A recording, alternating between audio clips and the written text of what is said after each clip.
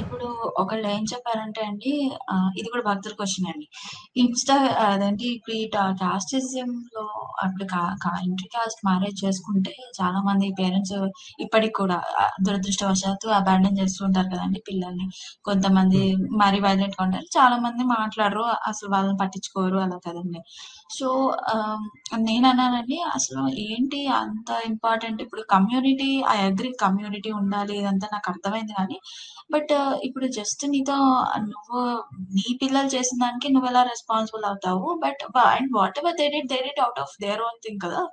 మనం వాళ్ళ లైఫ్ ఎలా కంట్రోల్ చేయగలుగుతాం? ఇది కరెక్ట్ కాదు కదా! అంటే వాళ్ళేం చెప్తున్నారంటే అండి ఇప్పుడు ఆహ్, వాళ్ళు హోల్ లైఫ్ సపోజ్ ఒక పొలిటీషియన్ గాని, ఒక కమ్యూనిటీలో ఒక కొంచెం పెద్దవాళ్ళు ఇలా ఏదో పెద్ద షాప్ పెట్టుకున్న వాళ్ళు అలాంటి వాళ్ళైతే, వాళ్ళ హోల్ లైఫ్ వాళ్ళు బిల్డ్ చేయడానికే చేసుకున్నారు ఇదంతా. అండ్ సడెన్‌గా వాళ్ళ పిల్లలు వేరే వాళ్ళని పెళ్లి చేసుకున్నారు కాబట్టి కొన్ని కమ్యూనిటీస్‌లో అంటే ఇప్పుడు కొన్ని కాస్ట్‌లో వాళ్ళని ఏలియనేట్ చేసేస్తారు. వాళ్ళ దగ్గర సరుకులు కొనరో లేకపోతే ఏదో ఊర్లలో అయితే ఆర్ పొలిటీషియన్స్ అయితే వాళ్ళకి పార్టీలో ఏదో చెడ్డ పేరొస్తుందనో ఏదో సంథింగ్ అలా చెప్తున్నారండి.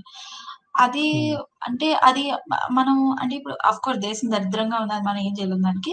మన సిస్టమే సరిగ్గా లేదు. సోషల్ సెక్యూరిటీ సిస్టమే సరిగ్గా లేదు. But what can we do? అంటే లైక్ ఇలాంటి వాదన వచ్చినప్పుడు మనం ఎలా మాట్లాడగలుగుతాము దాని గురించి? బికాజ్ ఇది ఒక ఎమోషనల్ కోషెంట్ కూడా ఉన్న పాయింట్ కాబట్టి నాకు అర్థం కాలేదు. అదొకటి మీరు చెప్పండి కొంచెం ప్లీజ్.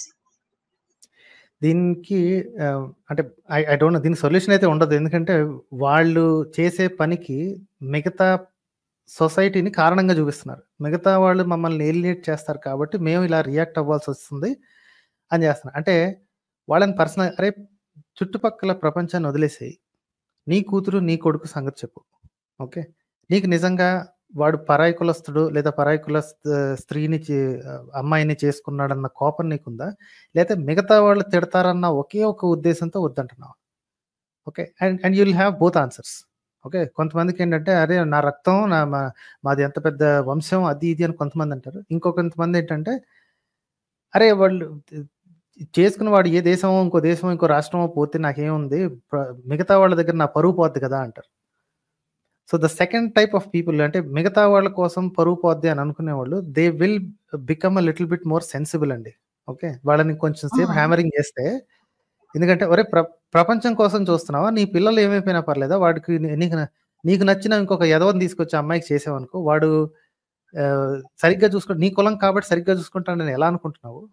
ఓకే. మన కులంలో మన మన స ఎదవల సంగతి మనకు తెలీదా? అని చెప్తే they would immediately find out. ఆ ఫలానా వాళ్ళ ఏంటి కోడల్ని కొడతనే ఉంటాడు వాడు. మన కులపోడేవాడు వాడు అట్లాంటోడు. So, you can at least hammer some sense into the second type of people. ఇది ప్రజల కోసం మాత్రమే అని చెప్పేవాళ్ళు. నా హ్మ్. వంశం, నా గొప్ప అని చెప్పుకునే దుర్మార్గులుంటారు చూసారా? I don't think you can do anything to them అండి. Okay. The only way is ఆ పెళ్లి చేసుకున్న ఆహ్, బయటికెళ్ళిపోయి పెళ్లి చేసుకున్న లేదా చేసుకోవాలనుకున్నోళ్ళు they have to cut off entire relation and exit from that city. I hmm. Hate to say this కాకపోతే దానికంటే వేరే దారి లేదు. ఎందుకంటే అలాంటి దుర్మార్గులే నా వంశం, నా రక్తం అని అనుకునేవాళ్ళు దే క్యాన్ డూ ఎనీథింగ్. ఎక్కడికన్నా వెళ్లి ఎంతవరకైనా తెగిస్తారనమాట. And I know you all know where I'm going with. Okay. Yes. Yes. Yes. Yes. So, కాబట్టి సార్ ఈ 2 టైప్స్ ఆఫ్ పీపుల్‌ని కనిపెట్టాలండి ఫస్ట్. ఆహ్, మ అవునండి. దగ్గరున్నోళ్ళు ఎళ్లి సో, కనిపెట్టాలి. వి వీళ్ళు should be able to differentiate వాళ్ళలో. ఎగ్జాక్ట్‌లీ. అవును. హ్మ్. సార్ ఈ మీరు ఒక్క చిన్న పాయింట్ సార్ ఇది నేను మళ్ళీ కుదరదని అడుగుతున్నాను. ఈ యాహ్! రెస్పెక్ట్ గురించి మీరు ఒకసారి చెప్పారు కదండీ! ఇలా వేరే దేశాల్లో అంటే ఇప్పుడు సౌ సౌత్ ఏషియన్ కంట్రీస్ వేరే కంట్రీస్‌లో చాలా బాగా ఎక్కువ రెస్పెక్ట్ ఇస్తారు ఇండియా కన్నా పేరెంట్స్‌కి గాని, ఎల్డర్స్‌కి గాని అని. అంటే ఏ ఉద్దేశంలో అంటే ఎలా నాకు అర్థం కాలేదు. ఎందుకంటే మన దేశంలో నిమిషానికోసారి రెస్పెక్ట్ అని చావగొడుతున్నారు కదండీ చిన్నప్పటి నుంచి. అంటే వాళ్ళేమిస్తారు రెస్పెక్ట్ అంటే నాకు అది అర్థం కాలేదండి. ఎందుకంటే ఐ థాట్ మన వాళ్ళసలు పలకరించకపోతేనే తిట్టి, అసలు ప్రజల్ని చాలా హింసిస్తూ ఉంటారు కదండీ. రెస్పెక్ట్ అంటే వీళ్ళు వాళ్ళు చెప్పినవన్నీ వినేయాలి అన్నట్టు. సో, నాకు ఇంతకన్నా ఎక్కువ అంటే ఎలా ఉంటుంది? అంటే is it in a positive way and if so how అని తెలుసుకోవాలని అంతే. రెస్పెక్ట్ అనేది వాళ్ళు మనుషులు. సో, కాబట్టి they deserve all the human rights. అంతవరకేనండి. ఒపీనియన్స్‌కి respect is only based on the opinion itself. Okay. మనోళ్ళకేంటంటే రెండిటికి తేడా తెలీదు. మనోళ్ళకేం ప్రతిసారి మనల్నే అంటున్నాను అనుకోకండి. ప్రపంచం అంతా ఈ తిక్క ఉంటుంది. బట్ అవును. మన సంగతి ఆలోచించుకుందాం. రెస్పెక్ట్ అంటే పెద్దవాళ్ళు వాళ్ళకి గౌరవం ఇవ్వాలి అంటే వాళ్ళకి ఏంటి కావాల్సిన టైంలో ఫుడ్ అందేలాగా చూడటం, వాళ్ళకి ఏంటి మెడికల్ కేర్ అందేలాగా చూడటం, వాళ్ళ సౌకర్యాలకి ఇబ్బంది కలగకుండా వాళ్ళు ఎక్కడికైనా వెళ్ళాలంటే ఈజీగా వెళ్ళగలిగేటట్టు. These are the basic human rights that we provide. Okay. వాళ్ళ ఒపీనియన్స్ ప్రతిదానికి వాళ్ళకున్న మనిషికి ఇచ్చినంత రెస్పెక్ట్ ఒపీనియన్స్కి ఇవ్వాల్సిన పని లేదండి. Because opinions are always changeable. Right. ఇంకొకటి పాతకాలపు ఒపీనియన్ తీసి పారేయాల్సిన పని లేదు. అలాగని చెప్పి ప్రతి పాతకాలపు ఒపీనియన్ని నెత్తిన పెట్టుకోవాల్సిన పని లేదు. ఇప్పటి కాలానికి సూట్ అవుతుందా లేదా చూసుకోవాలి. ఓకే. మీ తాత చెప్పిన మాట వేదవాక్కురా, దాన్ని మాట్లాడడానికి లేదు. నేను చెప్పినట్టు నోరు మూసుకుని మా ఏమిటి చేసుకున్నాను, ఇదిగో ఇది చూస్ చేసుకో అంటే నువ్వు కూడా అలాగే ఉండాలి అంటే దట్ ఇస్ స్టూపిడిటీ అండి. ఓకే. ఇంకో 10 ఏళ్లలో తాత చచ్చిపోతాడు. ఆ తర్వాత నేనెట్టు భరించాలి? నాకు నచ్చిన పర్సన్తో నేను హ్యాండిల్ చేయగలిగిన పర్సన్ నన్ను సెలెక్ట్ చేసుకునే అధికారం కూడా లేదు అంటే, సో నా జీవితాన్ని ఒక 10 ఏళ్లలో 15 ఏళ్లలో చచ్చిపోయే మనిషిని ఎలా డిసైడ్ చేస్తాడు?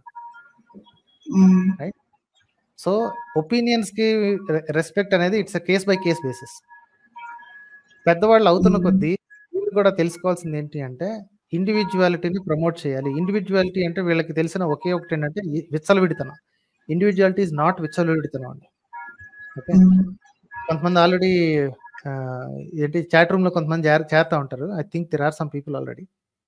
ఇండివిజువాలిటీ అంటే విచ్చలవిడితనం, ఎవరు ఇష్టం వచ్చినట్టు వాళ్ళు చేసుకోవచ్చు అంటే they tend to paint it as a dirty word. Okay.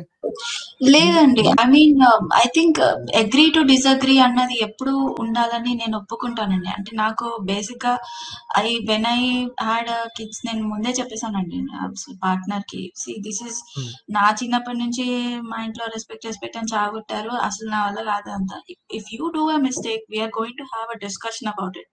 అంతేగాని whatever you know dad does or mom does is right అని నేనైతే చెప్పను. Because I always believe humans are prone to mistakes అని. So nobody is perfect, so everybody is doing this. అయితే నాకు అర్థం కాదు ఏంటంటే కొరియాలో లేకపోతే మీరు అన్నారు ఇలా జపాన్ లో అలాగా రెస్పెక్ట్ ఇస్తారు అంటే లైక్ అంటే ఏ రకంగా అన్నది నాకు సేమ్ థింగ్ అండి. పర్సన్స్ కి అంటే పర్సనల్ గారికి హ్యూమన్ రైట్స్ ఎక్కువ ఒక ఇంత ఎక్కువే ఉంటుంది. అంటే ప్రెగ్నెంట్ ఉమెన్ కి పెద్దవాళ్ళకి ఇమీడియట్ గా సీట్ ఖాళీ చేయటం, వాళ్ళకి మూవ్మెంట్ కి సౌకర్యంగా ఉంచడం, అంటే ప్రతి చోట కూడా యాక్సెసిబిలిటీ ఎంట్రన్సెస్ పెట్టడం. దాన్ని ఏమంటారు, మన రెడీగా వీల్ చైర్స్ కానీ లేకపోతే కర్రల సహాయంతో ఎక్కడానికి కానీ. So how to basic things like మనలాగా ఈ వినడం కాదు, basic things like regular stuff. Okay. Opinions తీసుకోవడం అనేది పెద్దల దగ్గర ఒపీనియన్ తీసుకోవాలి, but still it is your life కాబట్టి మీ జీవితానికి తగ్గట్టుగానే ఉండాలి. మా తాత చెప్పాడు కాబట్టి అని చెప్పి గుడ్డిగా వాళ్ళు కూడా చేసేరండి. ఓకే. ప్లస్ అక్కడ వాళ్ళకి కూడా I don't know if I should make that statement, చిన్నపిల్లల లేదా అదేంటి మన వాళ్ళ జీవితాల్లో పెద్దగా వేళ్ళు పెట్టి డిమాండ్ చేసి ఇలా చెయ్యాలి అనే అంత పిచ్చ వాళ్ళకి ఉందని నేను అనుకోను. ఉంటే ఉండొచ్చు కాక, but I take this in this way అండి. ఓన్లీ పర్సన్స్కి వాళ్ళ హక్కులు వాళ్ళకు ఉంటాయి కాబట్టి, అండ్ వాళ్ళకి కొంచెం ఎక్స్ట్రా కేర్ అవసరం because they have served their country. ఇది గుర్తుపెట్టుకో, ప్రతి ఒక్కళ్ళు ట్యాక్స్ పే చేశారు కాబట్టి they have served their country. Now they need to be as అంటే శేష జీవితం ఏదైతే ఉందో, ఇంకాస్త జీవితం ఏదైతే ఉందో వాళ్ళు కంఫర్టబుల్గా బతికి వెళ్ళిపోవాలి. దానికి మనం ఏం చేయగలమో, మన యూత్ ఏం చేయగలమో అంతవరకు చేయాలి. అంతేగాని వాళ్ళు ఏం చెప్తే అది వినేయాలి, వాళ్ళు బై డిఫాల్ట్ వాళ్ళని జ్ఞానుల్లాగా చూడటం, చాలా గొప్పగా చూడటం, that's not at all true అండి. They are from a different generation అండి. వాళ్ళ కష్టాలు వేరు, వాళ్ళ టైం వేరు. వాళ్ళ టైంలో అంతంత పాతకాలపు మనుషుల్లో వాళ్ళకి అసలు ఫోన్లే లేవు, సోషల్ మీడియా అంటే ఏంటో తెలియదు. మరి how can they decide what is good for this generation? Right. Sir, actually you should have sorry sir, just one. Actually you should have a meeting లాగా అండి, అంటే లైక్ బయట కూడా. ఎందుకంటే నేను చూసిన దాంట్లో మీ దాంట్లో అయితే కొంతమంది ఇలా ఊర్లలో చిన్న ఊర్ల నుంచి కూడా చేసి వాళ్ళు ఇలా ఎథిస్టులుగా అలా మాకు కొంచెం రేషనల్ గా అలా మాట్లాడుతున్నారు. చాలా బాగుందండి అది. ఎందుకంటే నేను నిజంగా we are finding a community here. So, I think it should expand even to the physical one. So that ఎప్పుడైనా ఒక రోజు అలాగా ఎక్కడో అక్కడ రెగ్యులర్ దగ్గర పోనీ మీరు బెంగుళూరు రమ్మంటే అక్కడికి కూడా వస్తామండి. కానీ ఎక్కడైనా అలా కలిస్తే నిజంగా ఎందుకంటే అసలు మన ఇప్పుడు ఇంతమంది గుళ్ళలో, పూజల్లో అట్లా అక్కడ ఇక్కడ కలుస్తున్నారు కదండీ! మనం కూడా కలిస్తే అసలు నిజంగా రియల్ లైఫ్‌లో అసలు మనకున్నారు మనుషులు ఇలా వీళ్ళు కూడా మన అర్థం చేసుకునే భావజాలం ఉన్నారు అని అనిపిస్తుందని నాకనిపిస్తుందండి. అంటే ఇప్పుడే కాదు అనిపిస్తుంది మేబీ గానీ next year. But in my view అండి, I'm just a thought in people's mind అండి. పర్సన్‌గా ఉండటం కంటే I keep giving this example. చాలా మంది విని నవ్వుకుంటే నవ్వుకోవచ్చు కాక. నేనొక చిన్న చిరుదీపాన్నండి. ఈ దీపం వెలిగించడం తప్ప ఇంకేం చేయదు. ఓకే. ఈ వెలుగును పట్టుకొని కాగడాలు వెలిగించుకునేవాళ్ళు కాగడాలు వెలిగించుకోవచ్చు. దారి చూపించుకునేవాళ్ళు దారి చూపించుకోవచ్చు. వాళ్ళ జీవితాలను బాగు చేసుకోవాలి చేసుకోవచ్చు. ఐఎమ్ జస్ట్ అన్ ఎనేబులర్ అంతే. తప్ప నేనేదో ఇది ఒక పెద్ద సోషల్ మూవ్‌మెంట్ చేసేసేసి ఒక పెద్ద గ్రూప్‌గా చేసి ఐఎమ్ నాట్ అట్లాంటి ఆర్గనైజేషన్ స్కిల్స్ నాకు లేవండి. ఏంటి I'm actually my presence is only on this YouTube అండి. I'm just a thought in people's mind that's all. Okay. Okay. I'm very very దాన్నేమంటారు? Private I person. That's okay అండి. Not private. It's more like నాకు organisation skills లేవండి అసల. ఆ! Okay. అదే. అదేనండి. Just చెప్దామని. Next time sure. యాక్చువల్లీ ఇంకొన్ని రాసుకున్నా అండి. నెక్స్ట్ టైమ్ డెఫినెట్‌గా నెక్స్ట్ వీకో లేకపోతే ఆ పై వీక్ ఎప్పుడో ఒకసారి వచ్చి డెఫినెట్‌గా మాట్లాడతానండి. మిగిలినవి కూడా ఉన్నాయి.